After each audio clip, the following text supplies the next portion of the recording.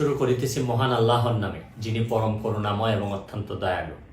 আপনারা যারা আমার ফ্যান ফলোয়ার আছেন, বিভিন্ন সময় বিভিন্নভাবে আমার উপর কষ্ট পেয়েছেন, তাদের উদ্দেশ্যে একজন সাবেক এমপি হিসাবে আমি দুটি কথা বলতে চাই।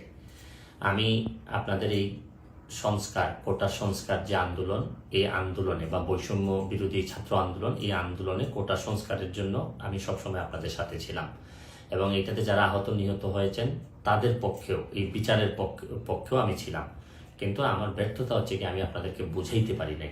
এটার জন্য আমি সম্পূর্ণ ব্যর্থ হয়েছি এবং আমি এই ব্যর্থ হওয়ার জন্য আমার যারা ফলোয়ার আছেন, যারা আমাকে নিয়ে প্রত্যাশা করেছেন, সবার কাছে আমি দুঃখ প্রকাশ করতেছি।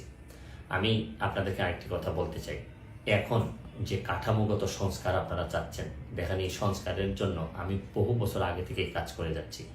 আপনারা দেখেন এই দুর্নীতির বিরুদ্ধে যুদ্ধ গত 15 বছরে আপনারা যে 2-3 জন মানুষ দুর্নীতির বিরুদ্ধে সোচ্চার ছিলেন, এর মধ্যে হয়তো আমাকে একজন আপনারা পাবেন। আপনারা জানেন যে আমি এস আলমের বিরুদ্ধে নিজে বাদী হয়ে মামলা করছি টাকা পাচারের জন্য। আপনারা জানেন যে আওয়ামী লীগের বর্তমান কমিটির যিনি প্রচার সম্পাদক আব্দুস সুবহান গোলাপ, তার আমেরিকাতে 9 বাড়ি থাকা নিয়ে আমি নিজে বাদী হয়ে মামলা করছি। আমি পুলিশের সাবেক আইজিপি বেনজিরের বিরুদ্ধে নিজে বাদী হয়ে দুদকে মামলা করছি।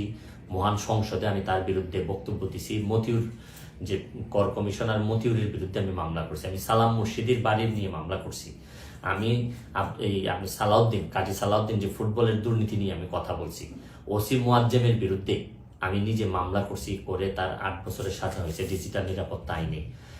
আপনারা জানেন যে জীবনে যত ঝুঁকি ছিল, আপনারা জানেন যে এই কোটা আন্দোলন শুরু হওয়ার 2 সপ্তাহ আগে আমি প্রেস কনফারেন্স করে বলতে বাধ্য হয়েছি, আমি জিডি করছি যে আমার জীবনের উপর হুমকি আছে এইসব দুর্নীতির বিরুদ্ধে প্রতিবাদ করতে গিয়ে। সুতরাং আমি এই যুদ্ধে সবসময় চেষ্টা করছি। এখন আপনারা যারা যে যুদ্ধ শুরু করছেন, ছাত্র জনতার নেতৃত্বে যে যুদ্ধ, এই যুদ্ধে আমি মনে করি যে দুর্নীতির বিরুদ্ধে যুদ্ধ, এই যুদ্ধে আমি আপনাদের সবসময় আমি আপনাদেরকে দোয়া করি যে আমি যতদিন আসি চেষ্টা করে যাব দুর্নীতির বিরুদ্ধে এই যে যুদ্ধ, এই যুদ্ধে সবসময় শরীর থাকার আমার জায়গা থেকে আমি চেষ্টা করব। এই বলে আজকের মতো বিদায় নিচ্ছি। ভালো থাকুক আমার বাংলাদেশ, ভালো থাকুন সবাই। ধন্যবাদ।